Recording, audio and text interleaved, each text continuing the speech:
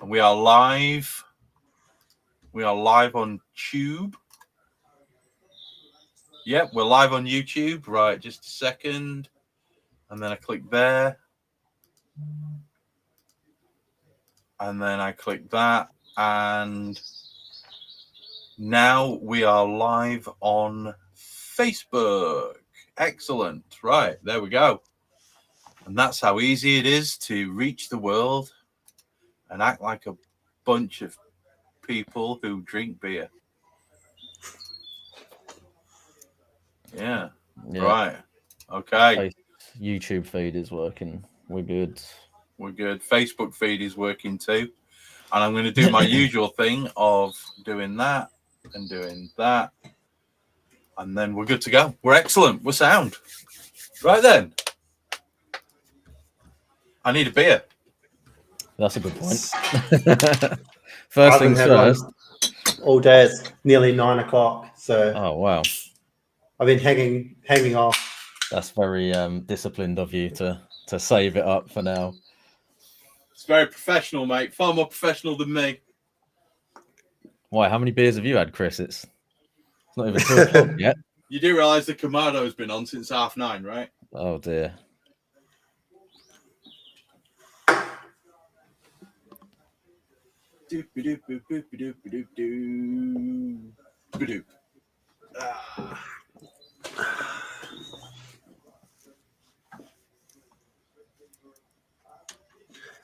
Right then.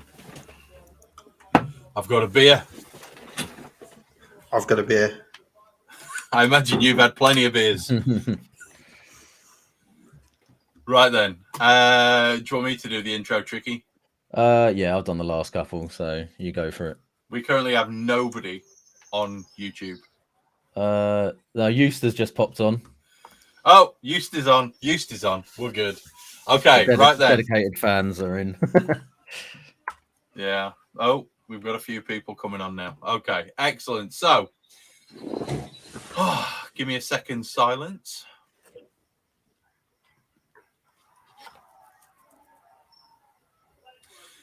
Welcome to episode 47 of the Hop Edition, people. Today we are joined by a legend of the podcast, a man who has single-handedly managed to make Owen spit out a beer. This man, we didn't actually know whether or not he was real, but as you can see from the live streams, he is very real. He does exist, and it is actually his real name. We've got this man on because he's a home brewer turned pro brewer. He's an all-round good lad, and to be fair, he is the man who made a certain woman at a Costa drive-thru when Luke Stevens was going through it almost poop herself. Ivan Juggins, a man with a Yorkshire heritage, if I'm correct in this, born in New Zealand, now living in Australia. It's 8 o'clock at night where he is. It's 2 o'clock where we 9 are, o'clock. and it's not. It's sometime o'clock where he is. It's the future. He's in the future. The future. Speaking to us from the future. Ivan Juggins is in the house, gentlemen. Welcome, Ivan. How you going? We're all good, mate. So I do exist, and I'm not German. We've worked this one out. Just to clear up I'm a not few Australian. things from the previous pod. I was born in New Zealand. My granddad is from Yorkshire. I've been living in Australia 9 years now, so I do see myself as an Australian now, but yeah. Interesting. I mean, you've got some Yorkshire in there, so that's a good thing. I got a Yorkshire rose on my leg and a fern as well, and strangely, so have I. What, you got the Yorkshire rose as well as the fern, Chris? I knew you had I've got the fern. both. I've got You got both. both. Oh, there you go. Look at that. I'll post a picture so you can use it as a thumbnail if you want. Yeah, it's good to have you on, mate. It's been a while, and I want to apologise because we associated your name with tits. And to be fair, Jugs, tits, It was an If you, easy. if you look up the actual name on Google, it's not very flattering. It says it's the Village Idiot. I mean, welcome to the So- Hop Edition, mate. So I You prefer can your see how version. our infantile sense of humor on this podcast ended up going in that direction, though. So yeah, we can only apologize. I mean, Owen should be on this podcast to apologize directly himself, because I think he was the one that was the main instigator on that. But we'll have to No, do that he on wasn't. It his was me. behalf. It was Was just it? Owen who spat beer all over his Oh, PC. it was Owen. Yeah. Now I need to go back and find this one. It was I'm the thinking- Q&A. Because I'm thinking of something completely Well, I different. think I'm we might thinking have of the German episode. mentioned your name on more than one episode. You see, so there was there's a particular Possibly. incident with Owen spitting beer out, and then there was the other one where I think somebody mentioned you because of the German or the perceived German link, which doesn't actually exist. So, but never mind. I think actually on my nana's side there is German heritage, so there is a little bit in there, but it's not that I know of. I mean, you are the ultimate Heinz 57, aren't you? Really? Bits of Bits of this, I bits think of that. on my mum's side, so I'm only going off my dad's side of the family. Off my mum's side, I definitely know that they're Scottish as well. So Mate, definitely from your side of the world more. absolutely. So gentlemen, as you know, Ivan, we normally start off the pod with what you're drinking. So, what have you got in the glass to start you off? So I've actually got our Red Cat, which is a seasonal autumn beer, which is a red IPA. So basically, we have one beer called Copycat, which is the brewery's sort of flagship beer. It won champion beer in Australia back in 2014. So it's kind of a big beer to keep producing and keeping it up to the standard that Charlie, who was the head brewer at the time when he created it, keeping up to his standard.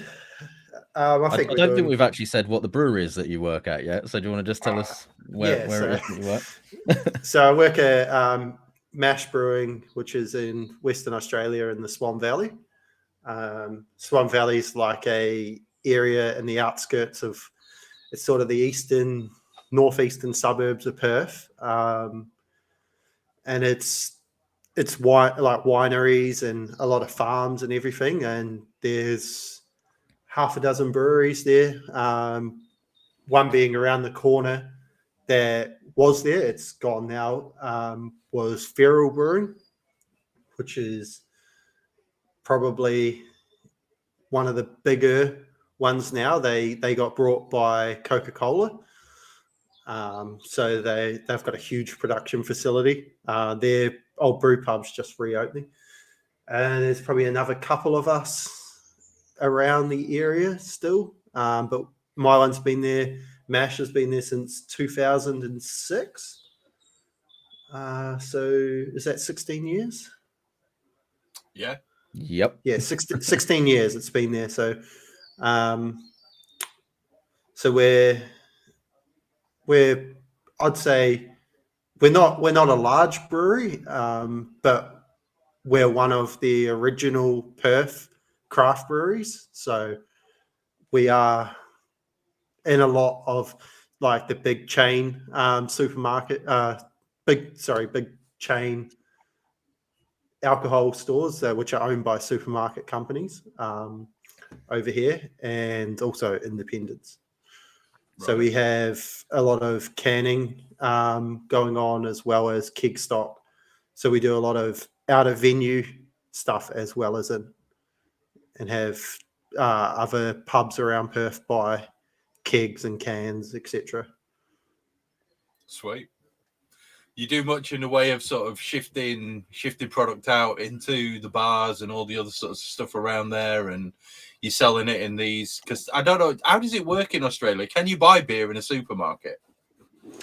No. So you can't go into like what are our supermarkets and buy beer, but the big ones like Coles and Woolworths. So Woolworths will have like a BWS bottle store usually attached to it next door. They've built with all their new buildings, and they also have a big warehouse type one called Dan Murphy's, which is Australia wide, and it's huge. It's got stock from all over Australia and international. Like there's a lot of UK beers even in there. Wow. But they can be hit and miss how they've been treated going into those stores. So they're not traveling very far though, are they really?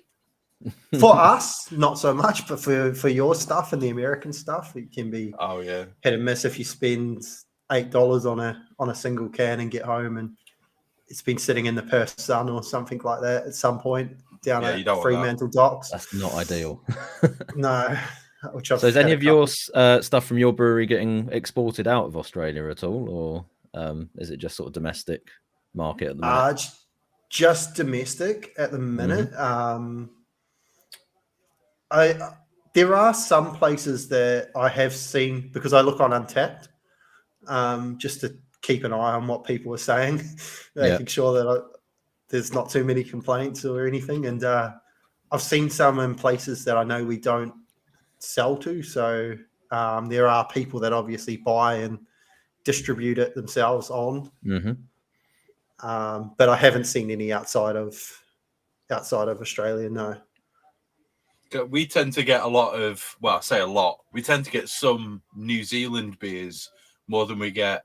I mean, obviously we get Foster's, which is made in Tadcaster. It's like not even remotely Australian, the stuff that we get. And you do get. You don't even see Foster's.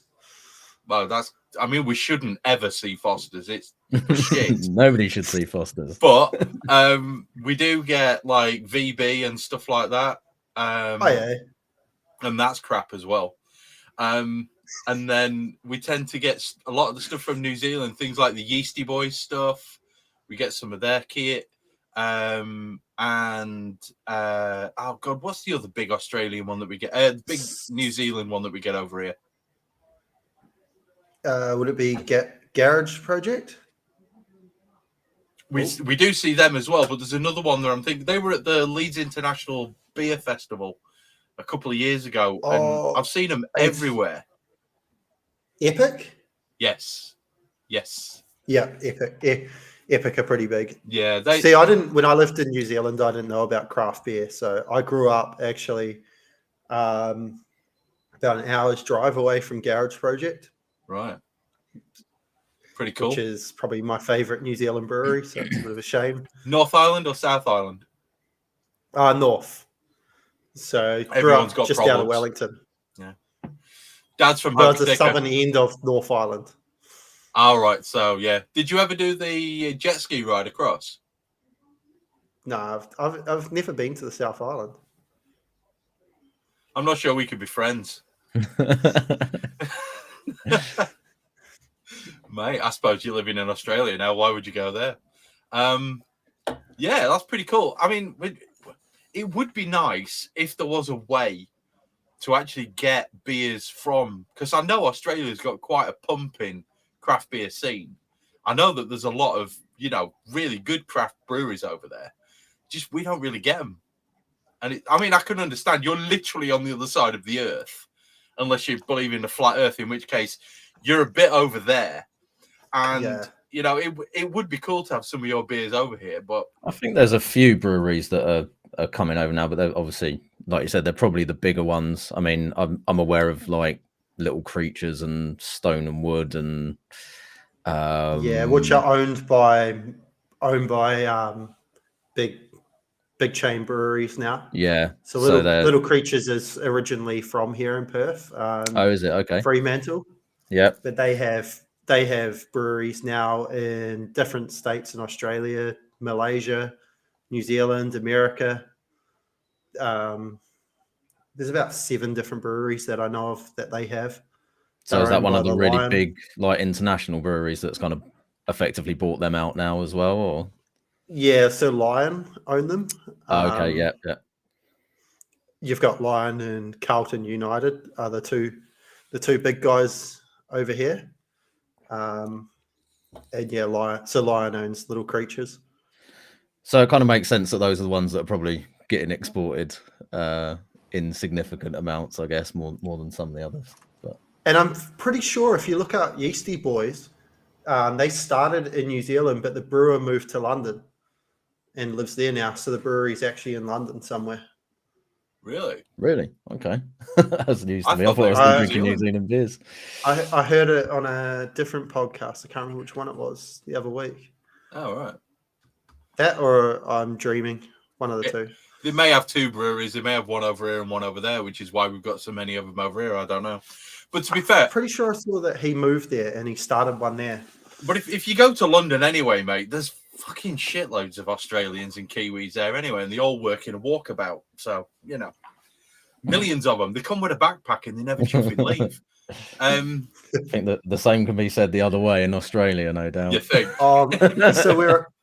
So where I live is about probably about 40 minutes, 30 at this time of night, 30 minutes straight down the freeway to Perth City, but I'm north of the city. So I live in a coastal suburb, but it's just suburbia. It just carries on from the city out to us. And around us, there's an area called Brighton, which is the suburb about 5 minutes just over from here, where my brother lives. And yeah, it's full of English.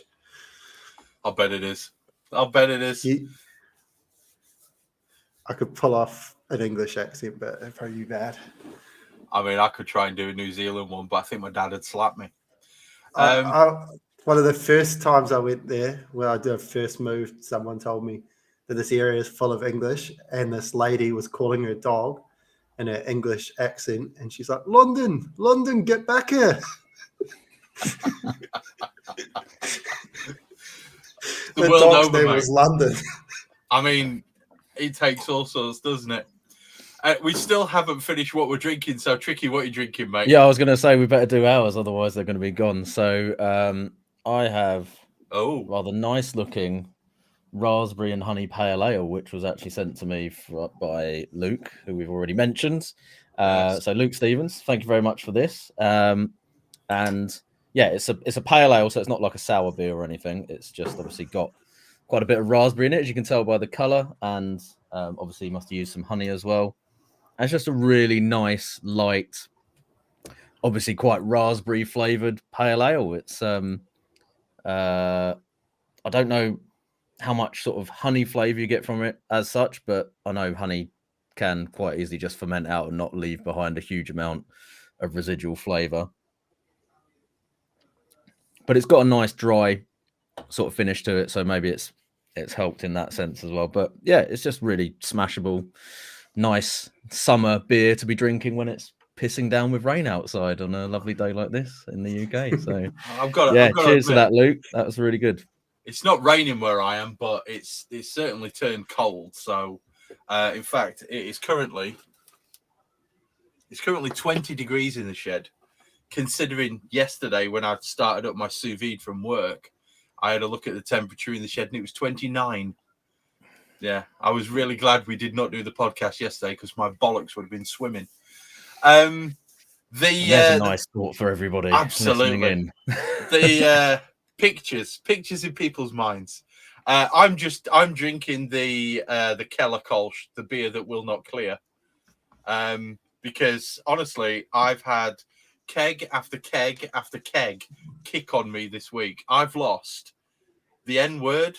Sorry, not the N word, the A word. I've lost the Northern Monkey. My wheat beer kicked last night.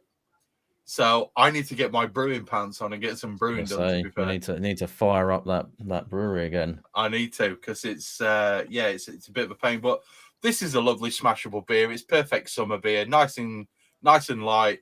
Bit of flavour from the hops, nice malty backbone, perfect barbecuing beer, which is incidentally what I've been doing this morning. Perfect, very nice. So let's just rewind a little bit. So I've kind of known of you, and I think we've spoken sort of in the past before, Ivan, through you being on the BrewTube groups, and you used to do a few videos and stuff when you were home brewing. So you've obviously sort of gone from that kind of homebrew element and then moved into professional brewing. So do you want to just give us a little bit of a sort of when has that all happened? How long have you been in doing the professional stuff? How long were you homebrewing before, and how did you kind of get into doing it as a job, basically? Yeah, so I dabbled with a few little kits back in the day when I was about 20 in New Zealand, but they were horrendous. The whole Cooper's kit and kilo, throw it in the cupboard next to the hot water cylinder and just crank the heat up on it and churn a beer out in 24 hours sort of thing. And nice. They were no such thing as sanitation or anything back then. And yeah, they were bad. And then we tried to make some apple cider, and we lived in a little tiny country town, and at 8 o'clock at night, everything was shut. And one of my flatmates, he was he still is a big Maori bloke, and he used to drive around to the parties and try and sell them bottles when they were drunk. Like, we'd put it into 3-liter juice bottles. He'd try and sell them for like $30 a bottle when they'd run out of booze, which we did sell one batch, but yeah, they were horrendous. There's probably, if my dad went to the back shed, I don't know if he's still got it there. There was some bottles out there that are probably still in there. They'll be about 12 years old now. So I did that. Then I moved to Australia properly in 2014, and I would say I started home brewing again late in that year, start of the next year. Did 1 or 2 Cooper's kits, and then went straight into making my own all grain system out of like a cooler, an esky, and doing it on the stovetop. Then I met my, I was actually with my, she was at the time my girlfriend, she's now my wife, and I moved into her parents' place, so I put the brewing on hold as we were saving up to buy a house. And then it was Christmas time, about 2016, I think. Robo Brew came up for sale, and I managed to nab it for like $100 and picked it up on the way back. And nice. Yeah, so I've still got that. I use it as my HLT when I'm brewing at home. I sent a thing to Keg King recently saying that it's still going, and they were having a laugh that it's still alive after that many years. Be 7, 8 years old probably now. And yeah, so I started brewing properly then, and got into it quite full on, I suppose. And pretty much 2 years into it, I really enjoyed it and wanted to take it on as a job. I was doing sign installation, so get to travel around, and Perth being not a very big place in the scheme of things, you got to go to all the breweries and whatnot anyway, quite easy in the weekends. So used to quite get into that. And then the brewery where I'm at, they actually put a job up, and I sent them an email just basically saying, you know, I'm not a commercial brewer, but I've been brewing for 4 years now, and I want to get into commercial brewing. And they got me to come out for an interview. I had the interview, and I took half a dozen of my home brews along as well. So, which is a big thing, you know, taking to a commercial brewery, saying, hey, I want to come work and make beer, and here's stuff I made at home. It's pretty risky. It can either go 2 ways. They can enjoy what you drink, or think this guy can't make a decent beer, we won't bother with him. That's a shit or bust moment now, isn't it? Yeah, and what was lucky was the beers I had at the time, I'd made a Kentucky Common. I had about 3 of the beers were really random styles. And I was into that experimenting, and I'd actually started my own wild ferment at home, like a kind of like a Solera type project. So I took a bottle of my golden sour out, which had been conditioning for like a year, and then it been in the bottle, and they really liked it, and that's where the direction that they were wanting to head was making some of these wild styles of beer. And then basically I got told, we'll contact you on Monday. And Monday came and I never heard back. And the boss is adamant that he offered me a job and I turned him down, which wasn't true. But he, 6 months later, randomly, just on Easter, the Thursday of Easter weekend, he messaged me saying, "Mate, how are you going? Like, we've got an option here. Do you still want to become a commercial brewer?" And so I rang him back and said, "Yeah, and our son had just been born then, so my wife had finished work and I was the sole income for the house. So I went out, had an interview, and again another one, and had a chat, and he gave me 24 hours to make my decision up. And so I made my decision up and moved into commercial brewing. I had to give 4 weeks notice at my other job, which was nice because it gave me time. So what I was doing was the brewers that were on, I was actually popping in after work and just slowly getting to know them and having a beer with them and stuff along the way. And so when the first day came, it wasn't so daunting. Very first day was straight in, 6 a.m, start brewing one of the core range beers. So I was shadow brewing. The brewer that was there, he was leaving. He actually listens to the podcast, so I'll give him a shout out, Rob. So he was like my master Yoda. So basically, am I still there? Yep. Yeah, he's still there, mate. My end, it jammed up. So basically, yeah, he was a pilot for, still is a pilot for Qantas, and COVID had hit, so he went into basically no flying. So he had his COVID job of brewing, but was going back to being a pilot again. So he went part-time and trained me, and basically, yeah, I did probably 3 brews shadowing him, 4 brews, and then was just thrown straight in the deep end. And that was a year ago.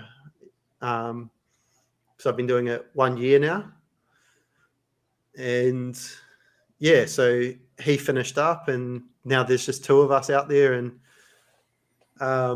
yeah. It strikes me as a bit of a baptism of fire, not completely dissimilar to what happened to me when I got my job in the brewery. You turn up and you think there's going to be this soft kind of get in there, see how it ends up. And it's not at all like that. It's like any other job. It's just the fear factor is much higher because of what you're actually doing. It's all well and go on. There you go. All I was going to say is it's like with most other jobs where you turn up and you walk in through the door, you're in there and you know full well you can't really damage anything in the first couple of weeks. You may, not file something in the right place. You might not, all those kinds of things that you do. It's not got that fear factor. There's none of that ultimate pressure. You walk into a brewery as a home brewer, you're used to, right, I do things this way. I do my sanitation this way. I do this way. I clean this way. I design my recipes this way. I know my brewery inside out. Then you walk into a proper commercial brewery and you see the big kit and it's like, shit, this is, 12, 15, 1,800 litres of beer. And if I fuck this up, that beer's going down. That's a hell of a drain pour. It's a real scary moment when you walk in. It's a real scary moment. So I did, very similar to what you did, except I had nobody to shadow. I just had to jump straight in, learn the kit, work out where everything went. What does this lever do? How do I pump this here, there, and everywhere? And then all of a sudden, it's like, right, we're brewing tomorrow. This is the batch that you're making. Off you go, get it done, kind of thing. Yeah. So when you said about not breaking things, that I was going to bring that in a little bit later. So we were at a stage, not long after I started, actually. Basically, we were running our cold liquor tank also as a hot liquor tank, right? And it had a drop-in element, so it was a grunty element. And what we were doing was one of the elements was blown in the HLT. So what we were doing was circulating overnight between the two pumps. So one sat slightly higher than the other. So we were feeding from the smaller tank in, and then it would overflow and go back into the small that way. And that was a case of turning that switch on the manifold. We did a probably 12, 13 hour day. I was left to flick the switches on when I go home. Yep, easy enough. Flick the switch on, come in the next day, turn the other one on, which fed to the other tank. So it went in reverse, which dropped the water level down because that flowed out. And because it was a drop-in element, the stupid thing, the element was at the top, wasn't down the bottom. Even though this thing is about 4 meters tall, the main element's at the top. $7,000 element blown up. Nice. So we didn't tell the boss, and we had him have a few drinks, and then told him, and he ended up sleeping at the brewery that night. He got hammered. Right. I mean, that's one way of doing it. That is one way of doing it.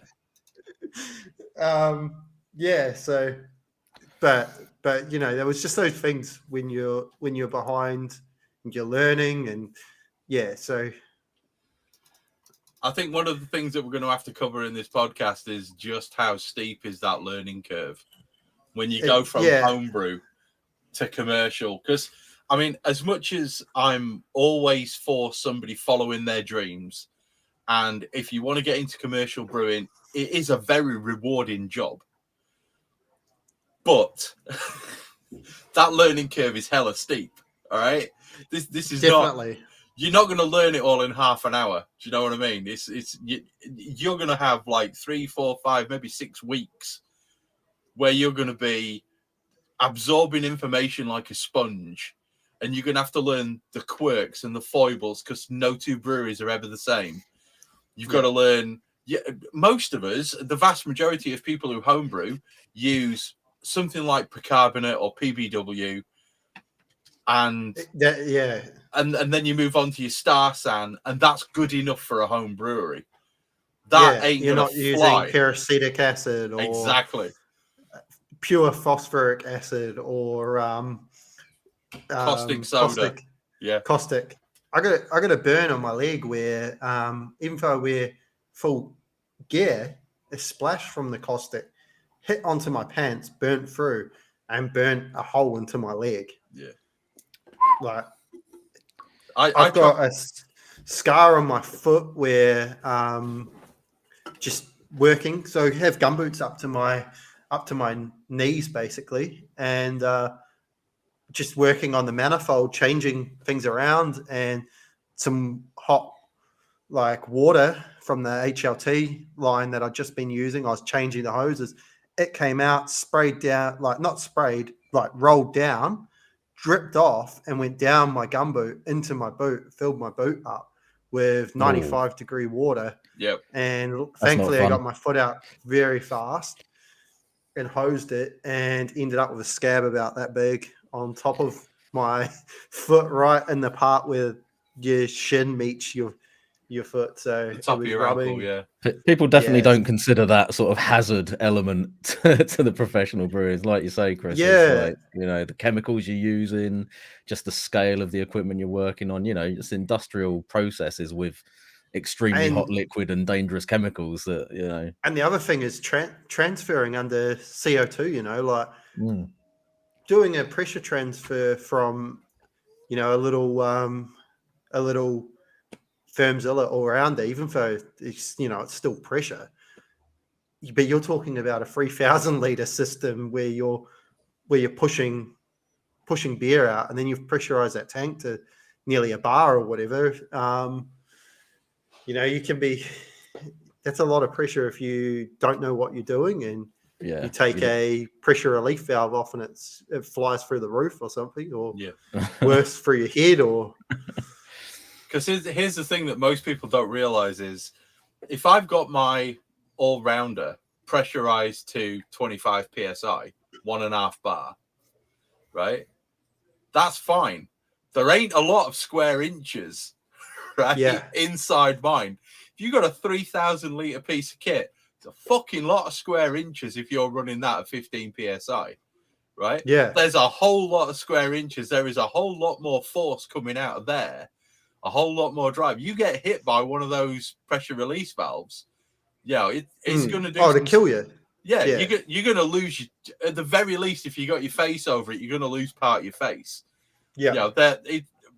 Pro brewing is no joke. And I mean, I've had people talk to me about, I'm going to get some peracetic acid and use it on the homebrew scale. And my response is, why the fuck are you going to do that? Yeah. I'm a chemist, right? I deal with nasty shit all day. I have full PPE on. I take maximum precautions. I work in a fume cupboard.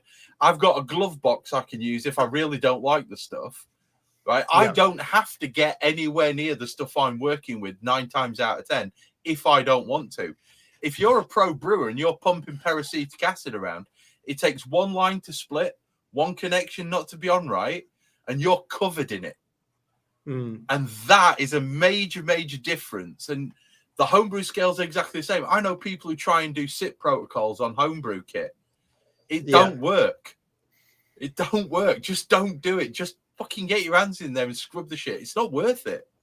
Yeah. You got to factor in that there's a hell of a lot of people who'll be drinking while they're homebrewing as well. Exactly. And these are, you know, you're not treating it with the same level of respect, things, are you? So I think that's got to be part of the judgment call when it comes to, like you say, integrating some of those professional, especially the substances and chemicals that you're talking about there. It's just why it's unnecessary. Yeah, exactly. It is a good industry to work in, but I think the other thing is a lot of people don't know that, well, don't factor in that it's not as fun as homebrewing. You know, it's a job at the end of the day. You're expected to hit targets. You're expected to do all this work and just get it done, you know, and, you know, they don't care. Like, they do care, but they, you know, you're employed to make the product. That's your job. So a lot of people also think, you get to go in and just take 3 cartons. Like, my mates and stuff go to me like, you know, how come you never bring a carton down when I catch up with them? And I'm like, because I don't get cartons. Like, my dad said it right to me. He said, you know, you're getting paid to make that product. And he's a school teacher, but his trade is a plumber. He's like, you know, if a plumber puts the Queen's toilet in, doesn't mean they get to shit on that toilet. You know? Love it. So I was like, that's a good way of thinking about it.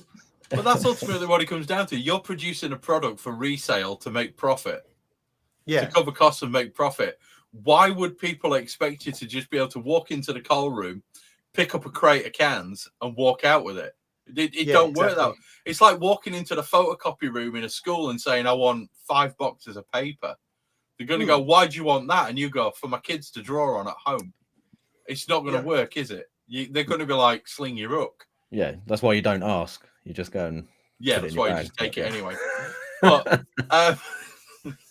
we both work in colleges, so yeah, it's one of them things you can't expect when you're scaling up to the level that you are going from. My brew system's a 50-litre system. When I'm brewing on a 50-litre system, it's not the same as brewing on a 2,500-litre system. It's 20. It's economies of scale. The scale is it may not. Oh, you're just scaling up. Well, okay. I tell you what. Instead of making a small little 1-litre batch of soup for you and your missus to have for your tea, let's see you make 50 litres of soup and see how everything's different. Yeah. Let's see you lift that fucking pan. Take this then. On Wednesday, I milled my grains for Wednesday, plus then during the brew, I milled my grains for Thursday, which was 16 25-kilo bags each.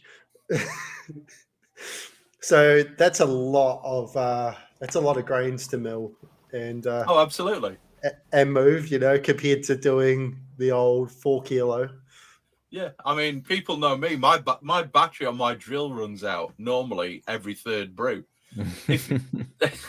I'd be screwed, wouldn't I? That'd be a hell of a lot of drill batteries I'd need. But it's a nightmare, mate. It's the scale of it. The scale of it is so completely alien to most people. They could never. Even if I was to take one of the better home brewers who'd never worked in a commercial brewery and then put him in a commercial brewery and gone, make me a beer. He'd make me a beer, but would it be as good as the stuff he's making on his kit that he knows left, right, and centre? The answer is no. It wouldn't be, because the scale is vastly different. Yeah, I mean, my first brew, I didn't even hit numbers. Like I was that far out. Yeah. By the time I was brewing on my own, I was hitting numbers, and obviously. Record keeping's a major thing too that we don't, as homebrewers, don't probably, maybe with Brewfather now a bit more, but before that there was a lot more on the fly. Like I know for myself, I'd design a recipe and just brew it. Then if I wanted to brew it again, I'd go, oh, what happened there? Or whereas, we're monitoring.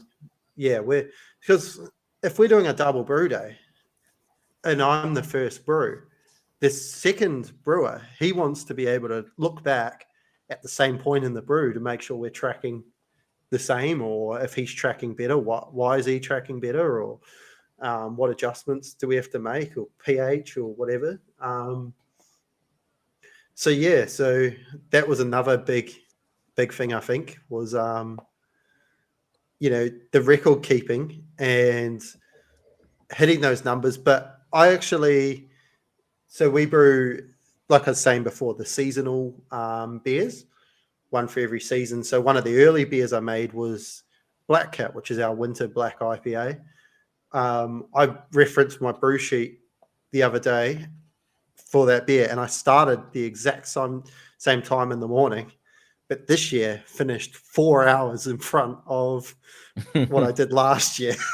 Yeah. So it just shows the scale, like you're saying, the scale of learning how quick you need to lauder or sparge or, transfer a beer, or where you can claw back a bit of time here and there. There's nothing that sucks as badly as a stuck mash on a commercial bit of kit. I see the pain in your face because you've experienced it a few times. You messaged me. I was literally about to ask you about that, Ivan, because you sent me a picture of your mash tun loaded up with donuts, and I think I shared it to you guys as well, didn't I, Chris? You did. And I was just 2,000 donuts. Oh wow!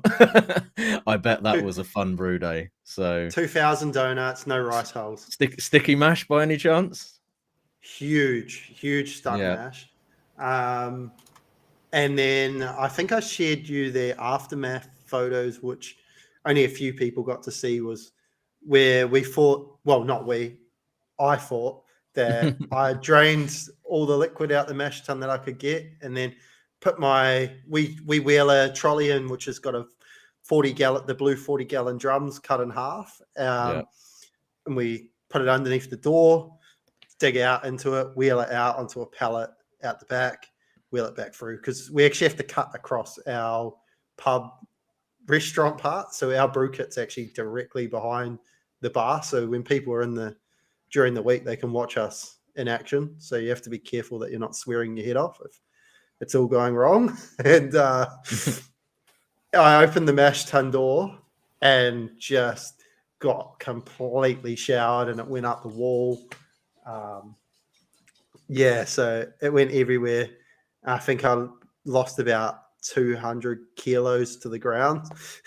So there's just a big layer of wort still stuck on top of the grain bed, basically, when you open the door, and that came straight out. Much, yeah. Fun times. You don't have an agitating mash tun? Does it not have No, mate. She's the original kit that they had in 2006. So what was the thinking behind the donut beer? Because was it a kind of like recycling food waste type? So basically this beer was done with, it was a collab with two others, really. So Adrian, the head brewer, his partner, she runs a company called Donut Waste, but it's the play on terms.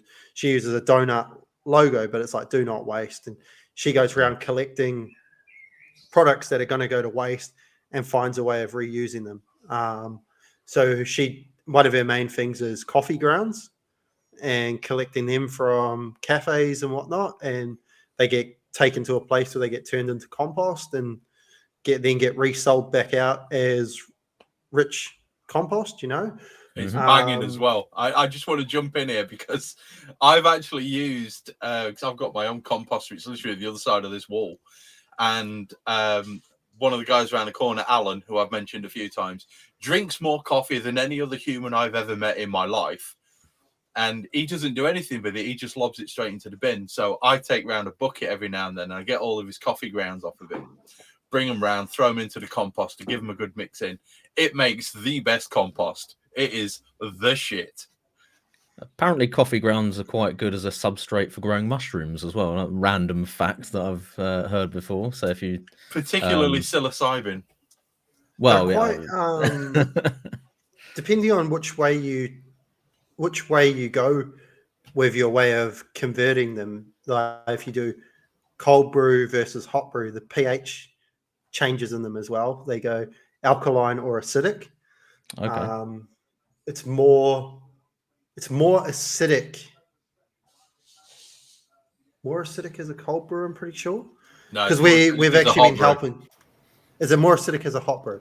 Yeah, because we've been helping a startup company that are doing cold brew coffee. So they've been using some tank space off us, and so we haven't done it for a few months now, but they're working behind the scenes, and it's going to come back on again.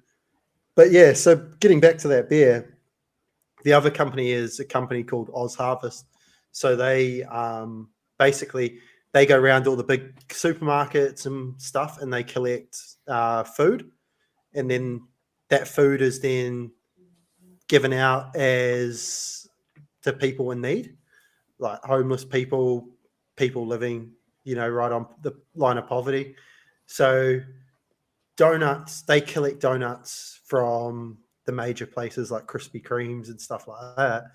But a lot of their people that they're giving out to have like a lot of issues, like homeless people who aren't in the best of health and have diabetes and stuff. So they don't want to be giving out packets of donuts to these people. So basically they collect them and just have to dispose of them. Like there's nothing they can do with them. Except for make beer. Yeah, so she was speaking to them. She talked to her partner. He's the brewer, and we all had a chat about could we make a beer, and we're like, yeah. So we decided let's use these donuts to try and build up the base of this beer, and we decided to go with the idea of making a pastry NEPA. the play on words, the pastry Nipa, we did use lactose in it to get some sweetness back, because as you guys would know, donuts being simple sugars fully ferment out, and everyone's going, I can't taste donut, and you're like, because it's sugar. What is a donut? It's sugar. You can't taste sugar because what is yeast to it? Eat sugar. Why is that beer 7%? So we had to put some lactose in there and get that perceived sweetness back, and then basically hit it with a lot of dry hop to cover it, because the actual beer underneath didn't taste that nice. Like, there's not much flavor left behind, it's a very dry sort of flavor. And so we basically we put the base grains in so we could get the enzymes, and we just mashed and kept mashing and kept chucking donuts in, and eventually they were coming out the top of the mash tun and just poking them with the mash paddle, and he's got an axe. What is he up to? Well, that's just Chris off to attend to some business with an axe. I've no idea what's going on there. Carry on. Yeah, for those that will be listening to the podcast after this without the video, Chris just sort of stood up with an axe and popped out the shed for a minute, but he's back now. There doesn't seem to be any blood stains or anything. So fucking magpies. Oh, magpies, right? They literally, because my shed's right at the bottom of the garden, I've got 3 trees and there's magpie nests in each tree. And because my shed roof's flat, all of the berries and stuff off the trees fall onto it. So I end up with fucking magpies walking around all the time. And it's really irritating when you try and do a podcast. And it was showing up on a bloody audio. So I had to go and deal with it. I was never going to hit the magpie with it, but it's the only thing I've got that I store wood on the top of my shed. I can whack the bits of wood with this and they fly off. It was perfectly innocent use of the axe in the end. No, it was literally, it was used to hit a piece of wood. That was all it was. So the donuts in the mash, did you have any issues with like the sort of like fats coming out of the donuts as well? Because I mean, that would have been something that I would have thought might have been a bit of an issue. Yeah, so that was actually that was a major issue. So what we had to do is, as we were transferring the beer, we just could see where we're starting to get down near the bottom of our transfer port and cut it while we had that layer of oils and fat on the surface. Yeah. But some of them did make their way through. So once again, as we were racking the beer off, we kind of managed to get most of it out. And because we treat our beers down at Bright Tank with Tetra Hop, we dosed a bit higher than normal for a bit of foam stability. So it seems to have worked. I haven't actually had this beer in quite a while now. We packaged it January, February, late April. So I had it in the fridge and thought sometime on the show I'll crack it, but we got onto that a little bit earlier than what I was planning. And I already had another beer in hand. Empty. My glass is empty. We could go commercial right now. I've got a really good beer to try for commercial. Not. Well, let's have another pint then. Let's have another pint. That's fine. Yeah. I'm happy to do that. I decided to make my commercial another brewery and try someone else's that I haven't tried but paid good money for. So I hope it's a good beer. I just got a couple of our core range to make my way through. So you mentioned before that you still do a bit of home brewing at home as well? Yeah, so pretty much the styles that I want to drink that we can't make it work, I like to make it at home. So if we have a quiet week and I'm not doing 3 or 4 brews in a week, I'll whip one out in a weekend because I no chill. So I like to do it on a Saturday, usually on a Saturday evening. Yeah. Sorry, I've got the burps. Like, Let it rip. Yeah, so pretty much I just sit up on my back deck out there and brew away and have Brew Father going on the laptop and watch TV and I think it must be a enjoy. good sign that you're still enjoying, obviously having moved into it professionally, you're still enjoying it enough to want to spend time at home doing that as well. So yeah. So I've made a couple of beers that have gone on to become commercial. So we developed a sour last year with a distillery just down the road, and it was a lemon drop sour. It's called Lemon Drop, not as in the hop, as in the lolly that was around. I've never had one. It's like a Calippo. So we were targeting that sort of taste. So we ended up using a native botanical lemon myrtle, which is an Australian one, and it chucked those sort of flavors along with some lactose and a kettle sour base. So I brewed that. Rob, the other guy, was saying that's the pilot. He brewed one that was more a Nipa and used those hops, but we ended up going with my one. So take that, Rob. Listening.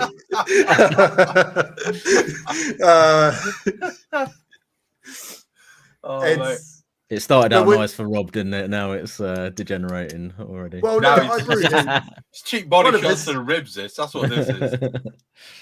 He's been gone for nearly a year, and I'm brewing one of his beers next week. So it's one of our core range beers. Is his Wham Bam Jam Sour. Does it have actual jam in it? Well, we use raspberries and blackberries. So, okay. It's just it's a kettle sour, but the play on words. Kind of changed it slightly in that I don't like the fact of tying the kettle up and having to brew on a Friday. So what we'd do is come in on a Friday, do a normal mash, heat up to take it over to the kettle, heat it up, obviously, then get a whirlpool going and cool it down. But this is the other thing compared to home brewing. Cooling down a commercial batch takes a fucking long time if you're going back into the kettle. Like there's a lot of heat and a lot of volume, and the temperature gauge starts dropping rapidly, and you're like, oh, sweet. And then you test it with a probe somewhere else, and she's 90 degrees still at another point. So it takes mass, isn't it? Yeah, it would take us, 3 to 4 hours on a Friday, chilling, whirlpooling. So you're cleaning everything else, and then before you could pitch your lacto, seal the mash tun up for the weekend, then come back on the Monday, do the boil, then have to clean the kit afterwards. And I was like, can we try transferring the beer down to a fermenter that we dedicate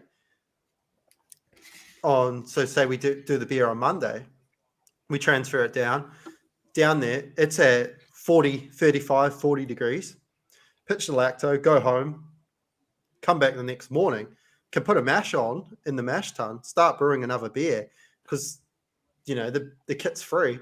Do some pH readings. Okay, it's tracking down the pH that I want or targeting close to it, and chill down, and then just chuck my yeast in and just go with a co-ferment, and then just chuck some hops in there to inhibit the bacteria, and then we're, like you said before, the acids that we're using, that sort of lacto, you kill it super easy. Yeah. Exactly. Like there's a lot of people afraid of wild yeasts and that, and I'm one of these people that's not afraid of it. I feel if you have a good cleaning and sanitation process, nothing's going to survive. Like how I look at it as this, could I live inside that tank for as long as, the process that I'm putting it through? And so when we put my golden sour, which is a wild fermented sour, into our bright tank, we we washed like probably 800 liters of 100-degree water through the spray ball, rinsing it, then sealed it with full volume and left it overnight, and so it sat for 24 hours at 100 degrees. Then we pulled everything apart, soaked everything in peracetic acid, put it back together, did the highest dosage rate of peracetic acid, then went through the whole caustic process as well. And, we've had no issues. So no, you're not going to. Everybody talks about these being super hardy. They are up to a certain point. But it's like anything, you give anything enough temperature, you're going to kill it. You give anything enough, chemical, it's going to die. It's simply a matter of making sure that what you're doing is right and appropriate for the job. Life is delicate. It really is.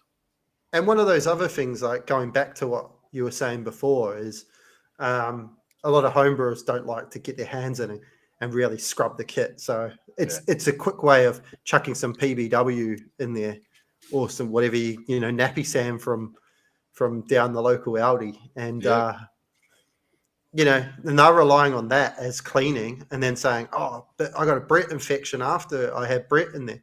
It's like, yeah, but you're not really cleaning. Like at the level we're cleaning at, we're really, really cleaning, and the shit's dangerous that we're working with. If a yeast can survive, then fair play to it. What was that noise? That's like the magpies back. No, there was like a bing on mine. Oh no, someone messaged me on Facebook. Don't worry. All right.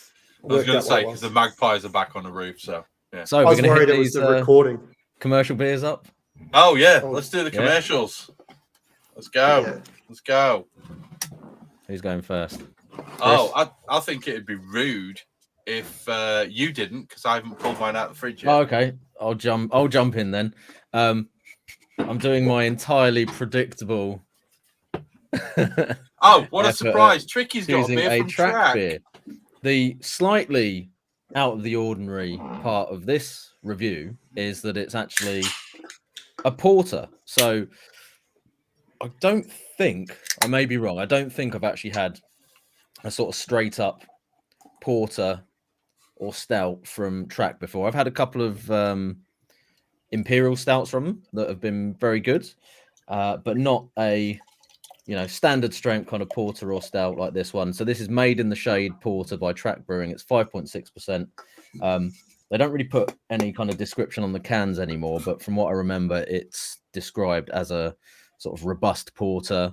And that's about it really. So the, typical kind of roasty, chocolatey, cocoa kind of notes in the description that you would expect. And aroma-wise, it does just smell very toasty, very biscuity. Definitely quite a bit of kind of coffee for me on there. Maybe a little bit of chocolate, but it's it definitely smells more like a traditional kind of English porter as opposed to maybe some of the more modern like iterations of those kind of recipes. But give it a little taste.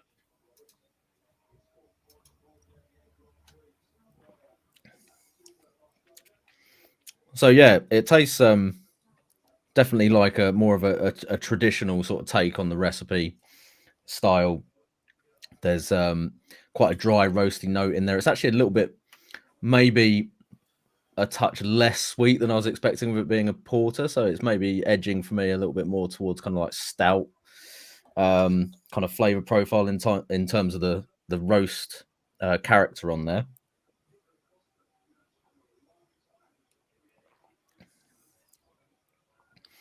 But it's very nice. There's quite a complex kind of malt flavor in there. Couldn't say what's going on hopping wise. That's not a big part of the beer on there, but there is a fairly sort of assertive bitterness to it as well. So I think it being described as a robust porter is probably coming from that, but having a fairly strong, roasty, quite bitter flavor to it, whereas some others porters might be a little bit more on the sweeter side of things. So probably more kind of traditional and kind of bold in terms of those flavors than maybe I was expecting for a beer from Track, but it's actually a really nice beer and a good example of a more traditional kind of porter for me. So yeah, decent and a bit different from the usual kind of hazy hot bombs that they're knocking out. So I'd definitely have that one again. So yeah, Made in the Shade by Track. Cheers. Always a nice one to hear of a brewery famous for a different style going down the route of another one. Definitely. That's what you want. Come on, Ivan. What you got, man? So I picked up a beer called Ducks and Cake Berry Milkshake Dipper. Whoa. I can already tell there's a lot going on there. I thought about him actually when I was getting that, thinking he'd like the sound of that. It's a collab with Duck Pond Brewing in Sweden and Beer Mash. I don't know where they are. But this is from Banks Brewing, who are in Victoria in Australia.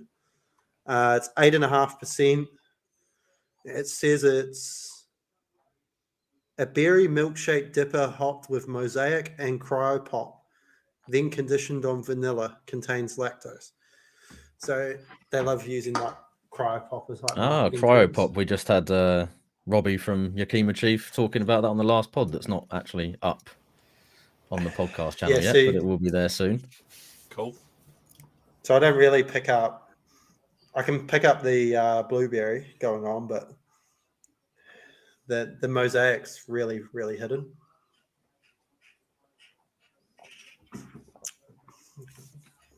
It's odd.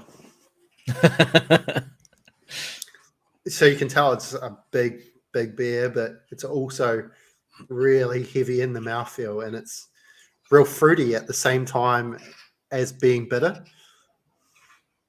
So there's like this big bitterness coming through, as well as like that blueberry sort of sweetness and the lactose coming through. The vanilla's really hidden. But to be fair, like, when did they package it? The 5th. So, you know, it's got a few months on it now. What are we, 6? No, it's recent. About a month. It's a month. No, so she's new. I'm sorry, I'm way behind in time. Well, you are in the future. I am in the future. These guys are even more in the future. They're 2 hours in front of me. How many time zones are there in Australia? I think there's 3. So you've got Perth, Northern Territory, which is like so everywhere's there's 4 because Perth doesn't have daylight savings. So we don't do daylight savings. So we just have the same time all year round. Then you've got Queensland. You've got Queensland or New South Wales. One of the two doesn't do daylight savings, but one does. And then so they're on the same. So they're on different times, you know. That's crazy. So there's actually, I was listening to a radio station. There was a town on the border where a guy had a job, and he ended up living in, say, he lived in Queensland, and they didn't do it. New South Wales did, so he had to go to work an hour earlier because to get to work on time, because the border for him was like 15-kilometer drive, so he'd drive over the border to work. But one day he ended up, there's certain point of the year where he has to go to work an hour earlier than normal. Crazy. But yes, and then you've got Northern Territory, which is like saying stupid, like an hour and a half time difference. It's stuff like that that makes you realise the true scale of Australia as a country when it's like west to east, there's 4 time zones. Is it like a 12-hour flight from coast to coast or something stupid? 4 and a bit, I think. That's ridiculous. 4 hours in an aeroplane. You can't even get from here to... Well, I mean, you can. You can get from here to Portugal in less than 4 hours. So 4 hours is about how long it takes to get to, like, the Canary Islands from here. So we did a drive from London to Scotland. Well, Scotland back to London. in 12 hours or something like that. And that was like, up in the Highlands of Scotland, back down in one day. And then we've travelled to go on holiday here, 12 hours, and it's only partway up the state. There's still a shitload more to go. Fucking hell. And I've not even been that far up. You didn't even get out of the state and you'd already driven for 12 hours. My God. So my brother's a miner and he'll fly to work and just going in the state itself. He is like sometimes like an hour and a half flight, 2 hour flight. Jesus Christ. Yeah, it's not that big, Australia, is it? It's not that big at all. Yeah. And all there is fucking things that'll kill you and dingoes. To be fair, there's snakes, and I've seen 2 in the wild since I've lived here, and one of them was only a month ago in our pack shed. A month or 2 back in our pack shed. It was about this big, but I took off. I was gone. You're not a fan then? No. Adrian called me. He's like, Ivan, come here. And I was coming over, and he goes, move slowly, and pointed down. And I looked, and I was like, I'm out, mate. Yeah, fuck that. Nope, the shit out of that one. Getting back to this beer, yeah, it's good. Good beer. Yeah, Excellent. Good beer, different. I wasn't sure where you were going with that one at first because it sounded like it might be on a knife edge for a minute, whether you're going to enjoy it. I really suck at describing beers. I know how to make them. I don't know how to taste them. Like our sales rep says to me, what are some marketing points that we can get on selling this beer? Like, give me some tastings. I'm like, drink it yourself, mate, and pick them up. It's good. I can make it. Yeah, exactly. I am currently trying to get through to the end of my duration box, the second one. And this time round, I actually got some of their table pale, which I do believe one of them had on the podcast with us. Yeah, I think Miranda was drinking that, wasn't she? Yeah, you end up where you were. It's a table pale, tasting notes, crisp, citrus, and light, and they ain't kidding. This thing is an absolute lemon grapefruit bomb. It's like it was as soon as I cracked it open, it was about there away from my nose, about a foot, and all I was like, God, how much Citra have they put in that? It's just Citra. It was interesting listening to them. That they're not very big in the hopping. Well, there's a lot of hops in this. Yeah, there is a lot of hops in this. This is. I don't know whether it's been hop bursted, whether it's been for a rocket. I don't know what they've done to this, but there's a lot of hops in this. This is grapefruit and lemon. There's virtually no. Oh, right that's there. the microphone falling off the stand. Yeah, this is why it was the equivalent of £15. All right, here we go. We're back in. Are we back in? Yeah, can you hear me? Yeah, we're all good. Yeah, it's still working. Don't worry. Yeah. It's alive. There's not Sorry much. about my profanity. That's all right. Don't worry about it. Have you ever heard an episode of this podcast? The one thing that really disappoints me about this beer, and I understand why it's this way, is because it's a table beer, but there's very little in the way of malt that I'm picking up. I'm getting quite a lot of the citrus.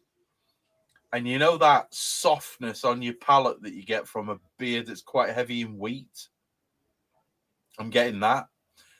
But as far as actual malt, I'm not really getting that much, which is, I won't say it's disappointing because it fits the style perfectly, but I was hoping for a little bit of that malt because I do like a little bit of that malt character with my table beers. 3%, can't go wrong. It's, if you like Citra, you'll like that beer. Simple as that, really. It's very, very, very drinkable, which is good because I've got 4 cans of it. So, yeah, tick the box. Job done. Tricky, wake up. Sorry, I was getting distracted. What? Where are we at? Yeah, mate, you guys are only, 3:00? Yeah. 10 o'clock here. I'm So- wide awake. Yeah, some of us have been drinking since 11. No, So- I was just checking there was any comments on the Facebook feed, but nothing worth reporting back on. No, Anyway, so- we all had the commercials then. We've all done them. One of the things that I want to sort of talk to Ivan about is the craft beer scene, specifically in Australia.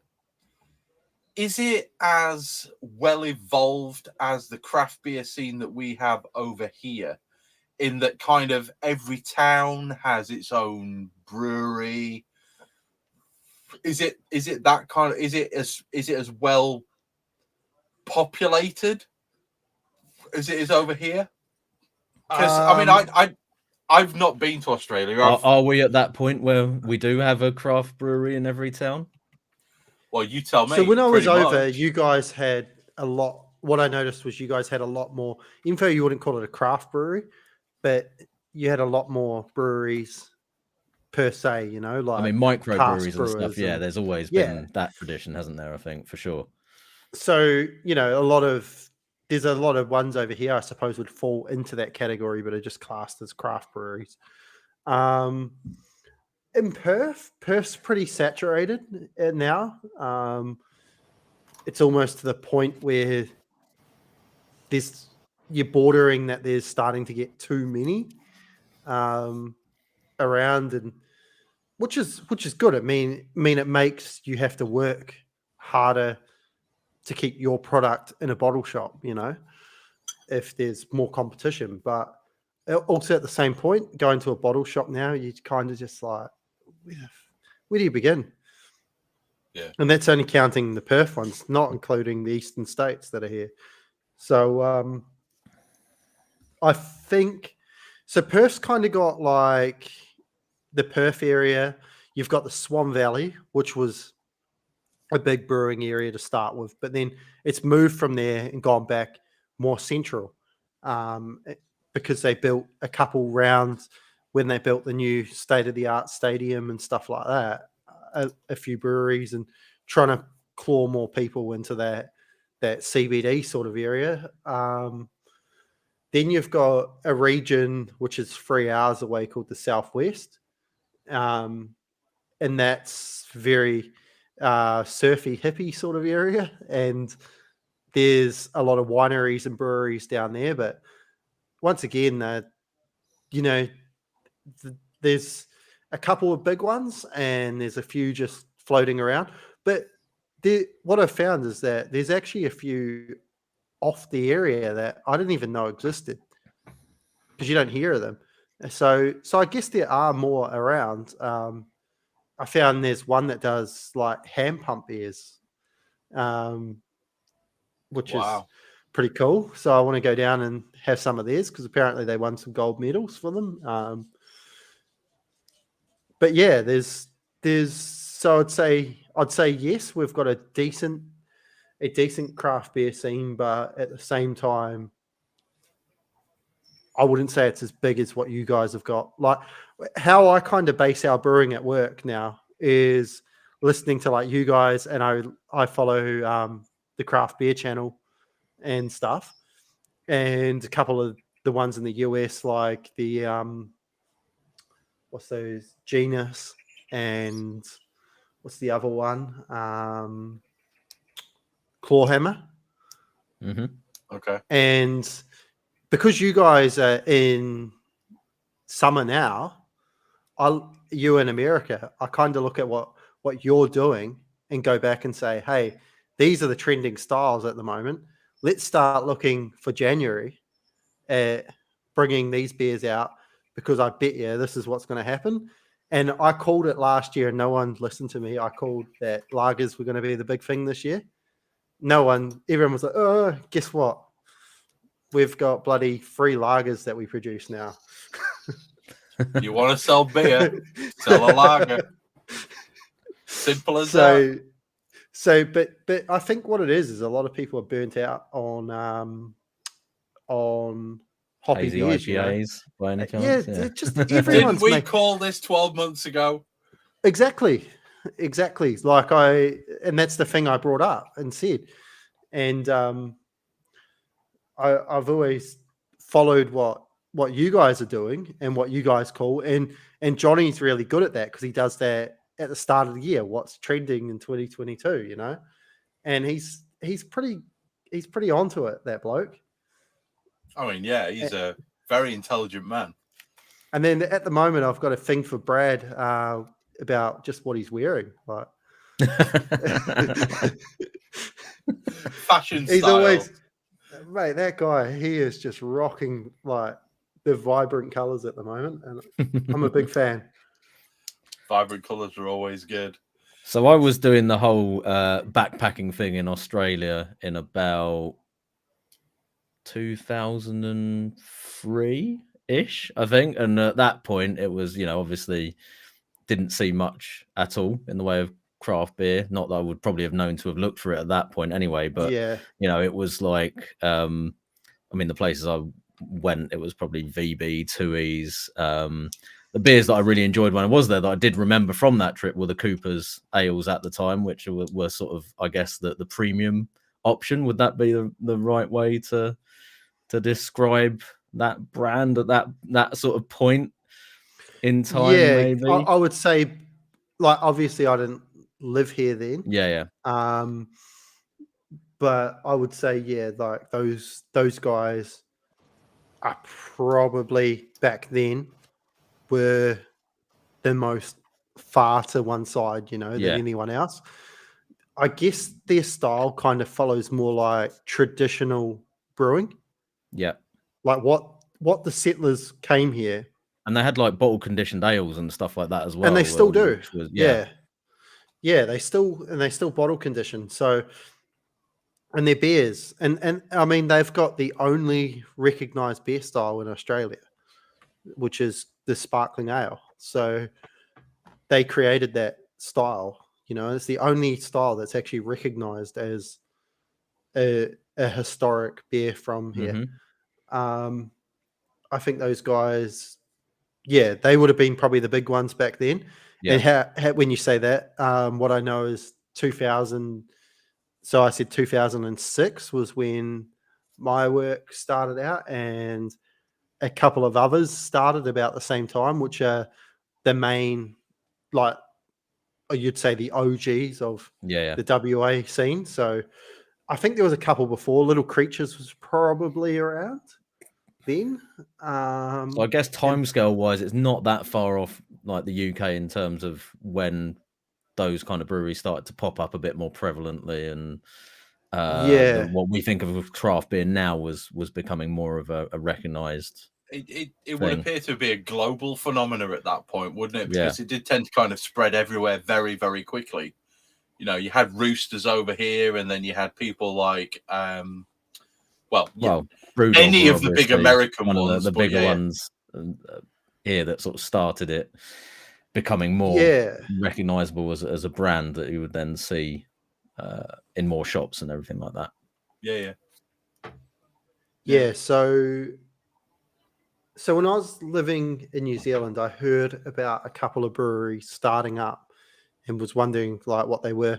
And I actually remember there was one called Black Dog, and they were in Wellington at the time, and we used to go nightclubbing in Wellington, and they had a brewery which wasn't very big behind the bar, and you had to walk through that to get out to the back to a nightclub called Temperance.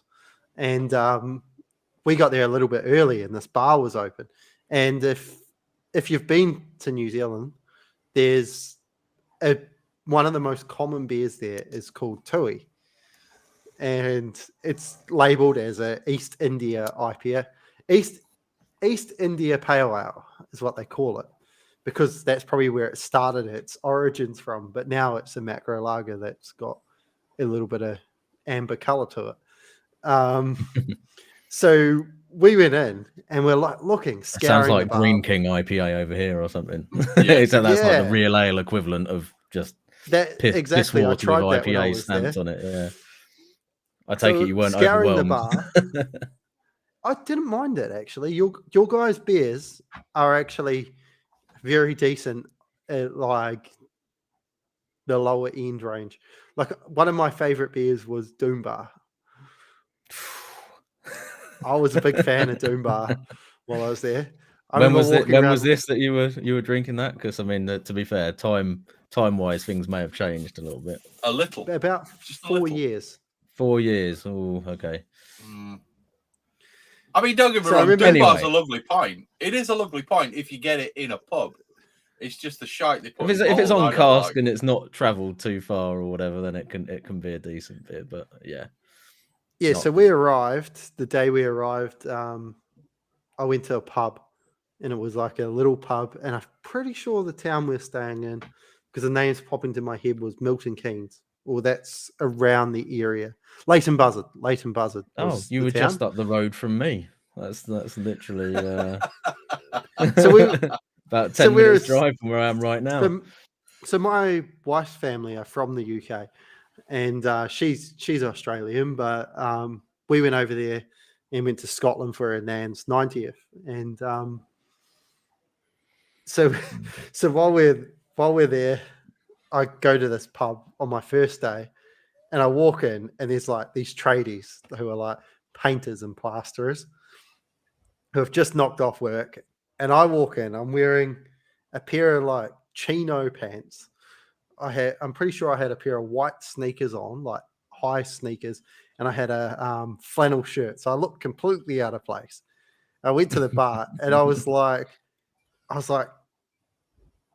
can I get a pint of something?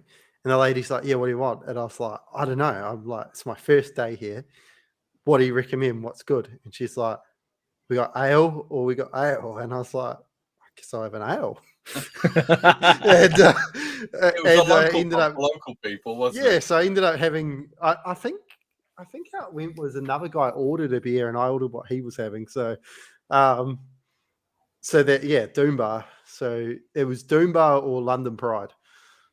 Should have gone with a Pride, mate. Should have gone with a Pride. This story would have been totally different. Doom Bar's a good beer. It's not bad. If it's kept well, it's not a bad beer.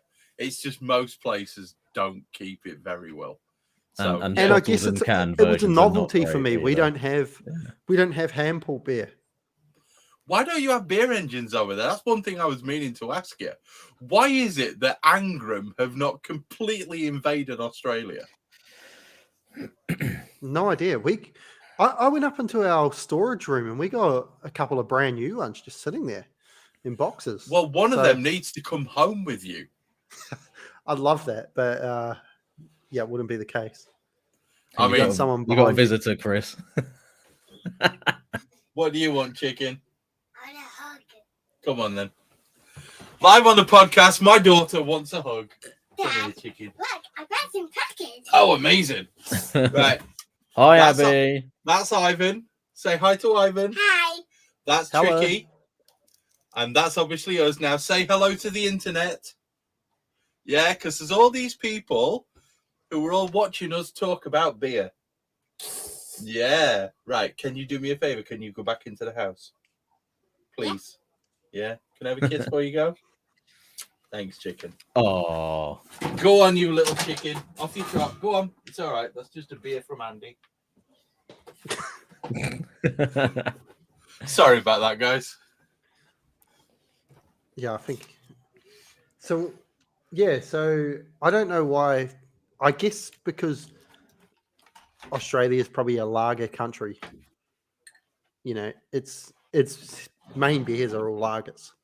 So I guess that, and the climate doesn't really suit a 12-degree beer. I mean, I could totally understand that, but I mean, you clearly have a passion for British and English beers. So I don't understand. I mean, I know a few people in Australia who have bought them over here and had them shipped over there. Yeah. Just because they wanted that traditional hand pull style. And I get that. But what I don't understand is why, when all of this is going off, there isn't a company that is literally shipping them out there I'm surprised Kegland hasn't jumped on to it. You know, I am very surprised at that as well.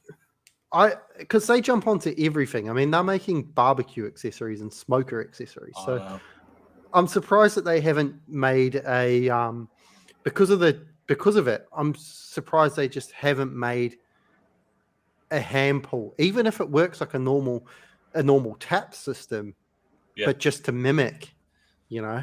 Well, the .365 works that way pretty much. Yeah. So as far as I'm aware, I mean, I had a genuine beer engine for about 3 weeks before I got bored with it and got rid.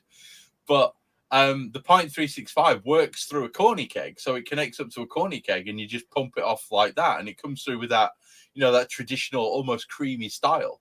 So I don't understand. Yeah. Like you say, I'm a big follower of Kegland. A lot of their stuff is very good. I've got Firmzilla all-rounders. I've got their corny disconnects. I've got the whole job lot. I like their stuff, especially because it's as cheap as chips. Yeah. But I do think that there is a lot that they could take from what we do over here, which people in Australia, New Zealand, other parts of the world want. I wouldn't be surprised if somebody from Kegland doesn't watch this podcast and decide next week that they're going to come up with a hand pull engine. Well, I did a search, and apparently they what their plans are is that they're going to make a bladder. So basically, it goes, by the sounds of it, is that it's going to have a corny cap on top of it, like a corny keg lid. It must be plastic. It's like a beer in a bag kind of thing. Beer in a bag, and then you pressurize the keg outside of it, and you push the beer out of the bag. But that's not the same. They were trying to say that was the same. I'm surprised that they haven't built one, because I know that they ship to the US and the UK, and that beer engines are a big thing. I'm surprised they haven't jumped on that, because they seem to be jumping onto every trend. Interested. I mean, I wouldn't be surprised if they don't. You know what I mean? Because even a miniature one, like a mini one. It doesn't have to be the full size hub one. If you had a mini beer engine, that they could make a cheap aspirator valve, like a demand valve system. So instead of a half pint pull, just go with like a quarter pint or an eighth pint, something like that. Yeah, like I built one out of a rocker pump for a RV. Exactly. And that they're not difficult to build. No, they're not difficult to build. So I'm surprised they haven't done it and made it flash and fancy, and then they can make the fancy, interchangeable intertap nozzle that can go onto the taps, or you can put it directly onto the beer engine, and then the bags, the beer in a bag. I know. They did the hot wort bags. I'm surprised they didn't do that. They haven't jumped onto that and then done the cask bags and the little boxes, and people make their own cask ales and go away for a weekend, and you can take 10 liters of cask with you. So if you're listening, Kegland, all we're saying is you need to be listening to the podcast, listening to what your target market in Australia is wanting, and you need to be producing this product. I think Shilly McShillington, who's sitting in the middle, should maybe contact Kegland and pose this as an idea and offer to take one in for test. I think you're overstating my potential influence there.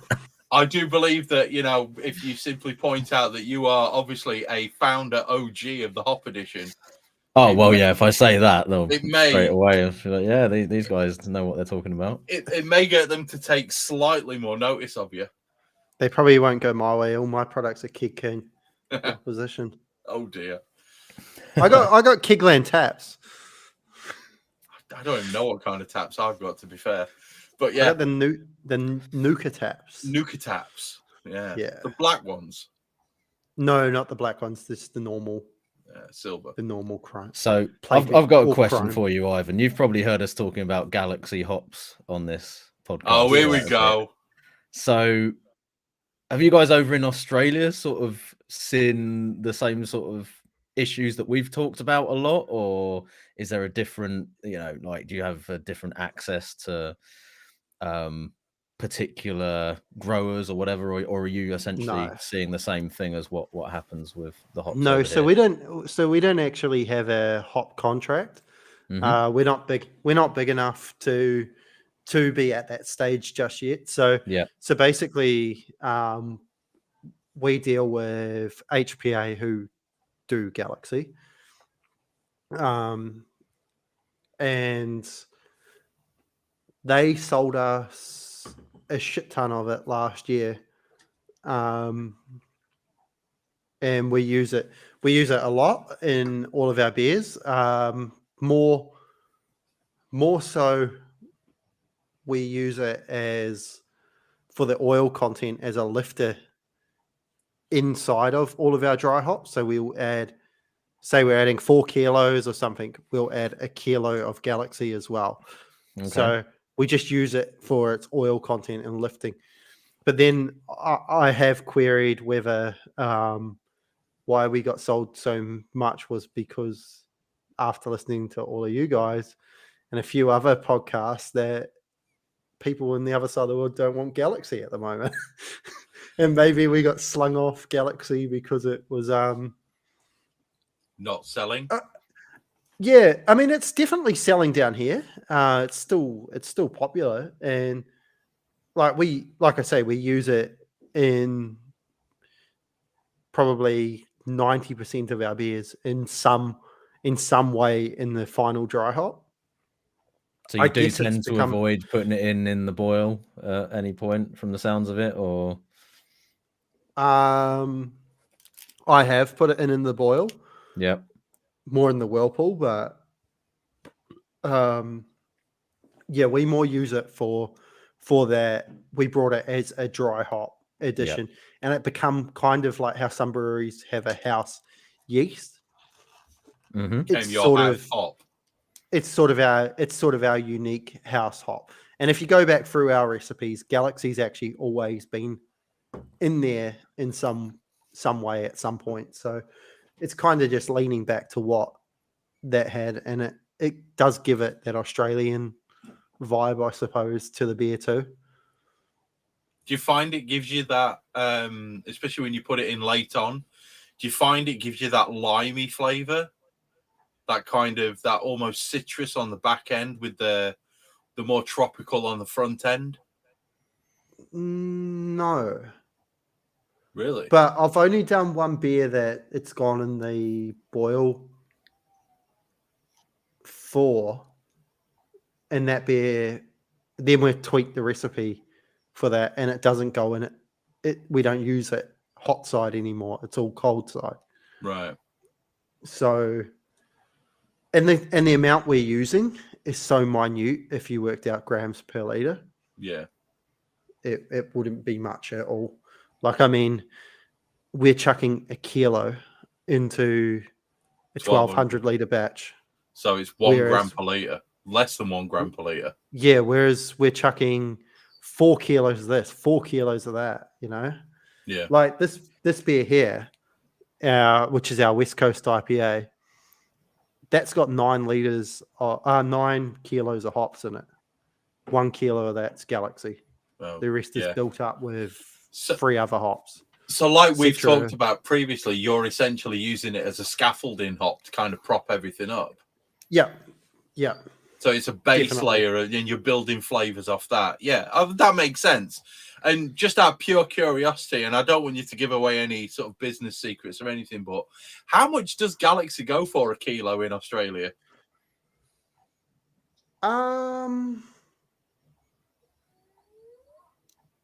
My guess, I don't deal with any of that side of the brewery. But my guess is it probably is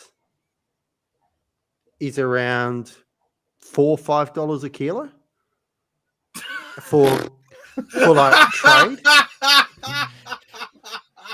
We're paying fucking we paying 42 But- quid a kilo.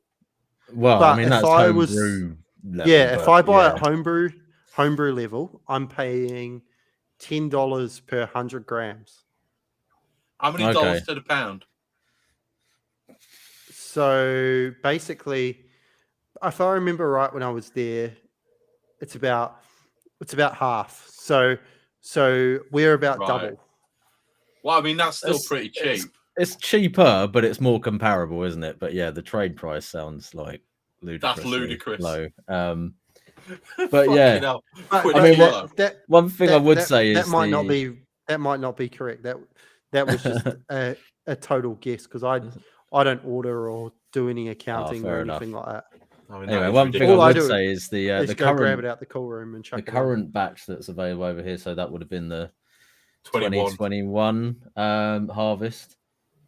Certainly seems to be a bit more going back towards the very fruit salad, tropical, soft kind of flavors. That would be the one we would most likely have back with. Yeah, so I would assume obviously that would be what you would be brewing with currently, but there was definitely a big, for us anyway, in terms of the hops we were getting, there was a big change between the last few years' harvests and what came out last year, as far as the Galaxy anyway.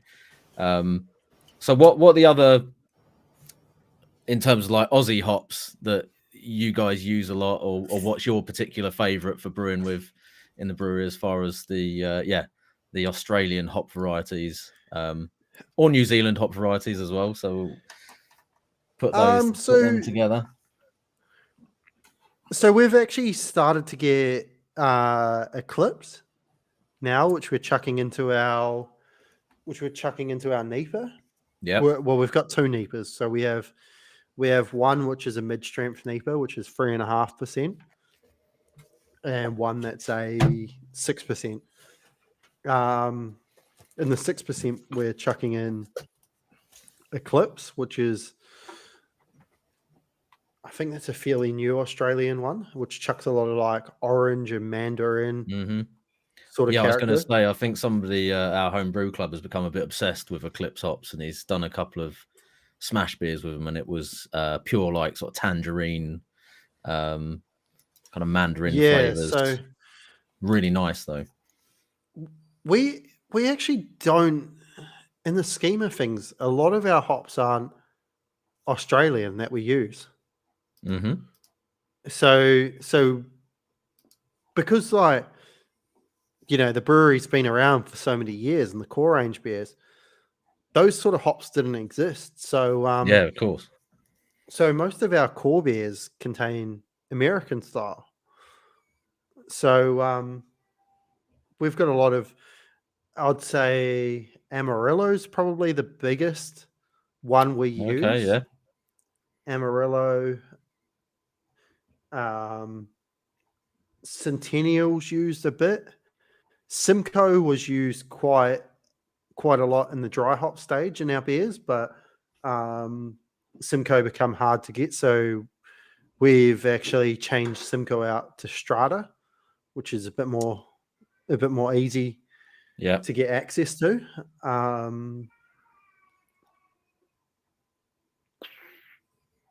But yeah, for me personally, my favorite's probably SARS and our lager. Okay. So forget American, forget Australian and New Zealand hops. Just go for the traditional. Yeah, I'm not a big fan of the big. I'm not a big fan of Nipas. So that's fair enough. I just think there's only so many ways you can skin a cat. Yeah, and that's been done. And yeah. The market's just flooded with them, and everyone you try, you're like, yeah, we've talked about it loads on this pod, as you've probably heard on a couple of episodes, where it's you get a bit sick of going into the bottle shops and things like that, and it's like, okay, so which, you've got 100 different cans here, and 95 of them are a hazy Nipa or a hazy pale ale, and it's some form of Citra and Citra almost like plus a combination of another 10 possible hops, and that's all good, and there's some great tasting beers and everything, but I tend to go into my my local bottle shop nowadays and just sort of go, have you got any good like West Coast IPAs? Because I just want something a bit more old school and drinkable, or like, have you got any, like hoppy lagers or things like that? So that's just something that's going to be a bit different.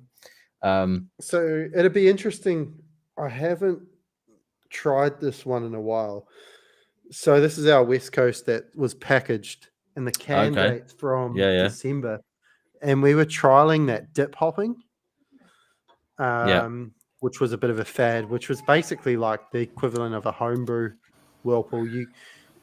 So we were transferring 100 liters off at 75 degrees to fermenter, hopping it there, so it wasn't getting 100 degrees and containing different. So we went through that. And this is our West Coast IPA. And yeah, just tasting it compared to where we went back to our the traditional way, and we've got like 70 IBUs back in it. That there's like fruit salad. It's too neapery. Yeah. In can. People like it, but that's the problem I found as well, is West Coast IPAs are now being brewed to mimic East Coast IPAs. Yeah. I know exactly what you mean. It feels like they're still going for the juicy fruit salad juice sort of flavor profile, rather than that kind of resiny, like piney kind of thing that I think is what, for me anyway, kind of defines that kind of style a little bit more. So for me, this beer of ours in can stock, the market probably enjoys, but I don't, because it doesn't have that bitter bite behind it. So I'd actually prefer to go back to what we've got on keg now, and which, when we get rid of this can stock, we'll go back to the normal way. But that's once again, that's one of those things, the trend came out and we jumped on board and we tried it, and we tried to make it work for these styles to get a bit more hop character. And I guess it worked to some extent, but that beer's 6.7%. So once the dry hop starts to fade down, it's too unbalanced. There's too much booze and too much fruit salad. Whereas before, with like that 60, 70 IBU kind of range, you have that big bitter punch that just punches that alcohol out the way.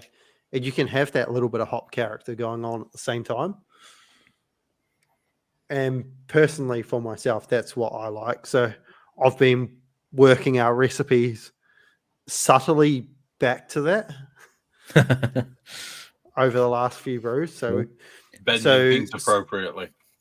Yeah. So you missed part of it. I was saying we were doing that dip hopping, which is like a whirlpool, except we weren't doing it in the kettle, in the fermenter at 75 degrees to get the different flavor compounds out the hops rather than the bitterness.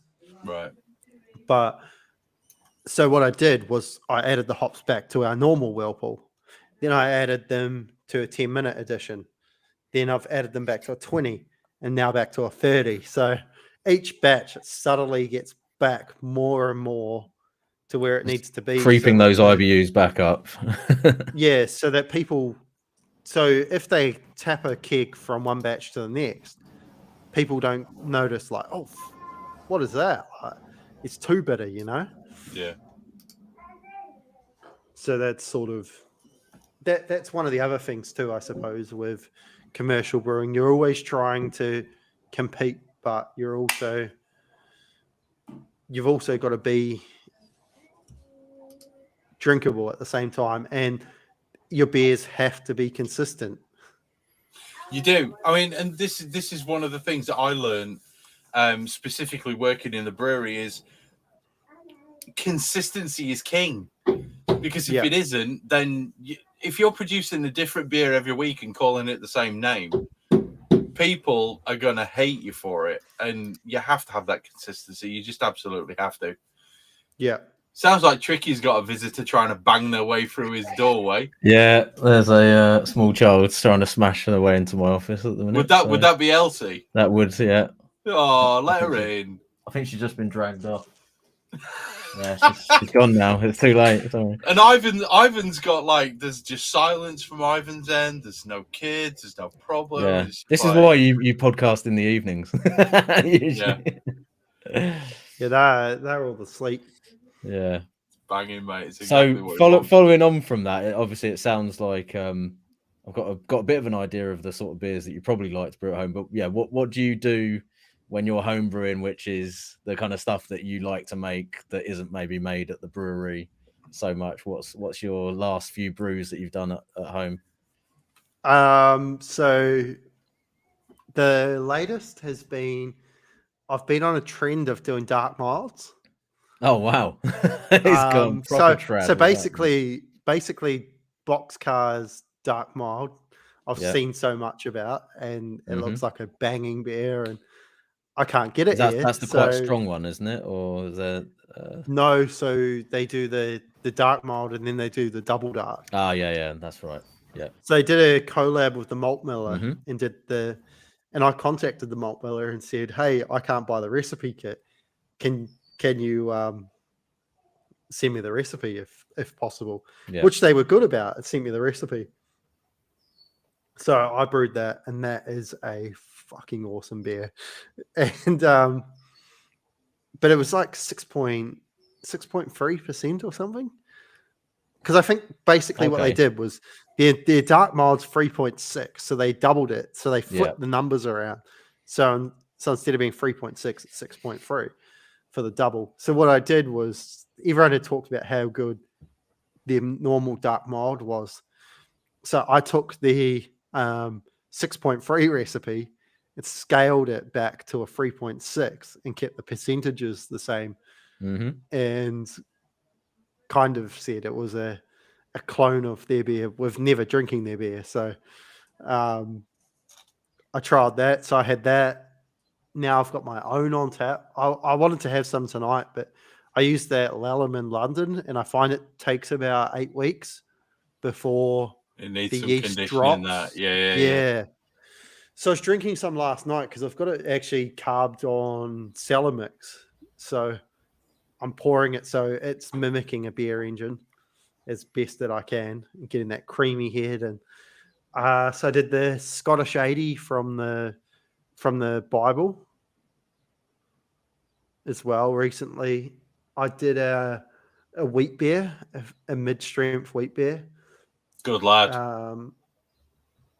The downfall is that the coriander seeds I got, I followed the Allagash. Oh, you did a wit, like then. A Belgian wit. Yeah, so I did a wit. So I followed like the Allagash dosage rate, but ended up making a 3.6% beer instead of, I think theirs is like 5 point something. Yeah, so everything would have been a bit overpowering, wouldn't it? So it's very cat pissy. The coriander. Too much Simcoe. So I don't know. I don't. What did I use? No, I used SARS in that. Sounds like a decent beer. So yeah, I think it'll get kicked over in the backyard. Take the lid off and boot the keg. Oh, is it one of them? I don't think I'll get around to drinking it. It's winter time and it's not tasting where I want it to taste. I'm actually really fussy with my beers when I make them. This is the weird thing, right? It's like I'm sitting here going, damn, man, it's going to get warm again tomorrow and I need to sort stuff out. And you're there going, it's fucking frost on the ground outside. So, yeah. We didn't get frost. This is not what I was expecting. We've got the Aussie brewer on who's talking about traditional like British and European styles that he's making at home. And we're in on the... Well, I actually need to get your Marzen recipe. You want my Marzen recipe? Oh, yeah. I'll send it over to you. You can blame Andy for me pronouncing it properly. It's his fault. I'll send it over to you, mate. It's no problem. I want to make. So what I've got a plan of is in October is do a group of home brewers that I know and just kind of make a closed event for them and say, hey, if you want to bring mini kegs over, let's have a big Oktoberfest party and all brew all brew German beers. And Mate, I'll That send you sounds the awesome. alt beer, and I'll send you That the sounds alt like beer. a great idea for a theme for my home brew club as well. So thanks for that. That's just That giving sounds me, yeah. giving me Yeah. a nice idea if you go on YouTube, there's a 10-hour Oktoberfest playlist. I plan on just putting up blue and white banners everywhere, stick on the umpire band, and away you go. and have the Bluetooth speaker just cranking and pissing the neighbours off. No, Love it's it. not a Love problem, it. man. I'll send you my couple. I'll send you the alt beer, and I'll send you the Märzen as well. Knock yourself out, mate. They're both banging recipes. I don't know how you'll do about getting the yeast over there. I've no idea whether or not you've got access to the same yeast that we've got over here. I would, but I just stick to the basics. You can't What make I'll a do is- Märzen without a Märzen yeast. What I'll do, I'll mimic one and call it a Märzen style. I will trub off some yeast from our lager tank and just chuck that in at home. I mean, you could probably get away with using Global. What's Global? It's Global Munich. That's 3470, isn't it? Pretty much. Yeah. You can get away with 3470. That's our lager strain. Yeah, you can get away with using that. That's not a problem. It's super clean. Such a good yeast. Right. As much as I hate to do this, we're going to have to call this one because I'm getting grief from inside. My phone keeps blowing up. I've already had visitors twice. So I think we're going to have to knock this podcast on the head. Ivan, it has been an absolute joy having you on, getting to speak to you and knowing that you're actually real. But more importantly for me is knowing that the way that Australia's going with its craft beer scene and the way in which the beer movement within Australia is going is very much mimicking what we have over here. That's been a big thing for me, and it's been really cool. Really enjoyed it. So yeah, top. Thanks for being the Hop Edition's first international. Yes. So yes. That's awesome. And just remember, how I call myself is I don't call myself a commercial brewer.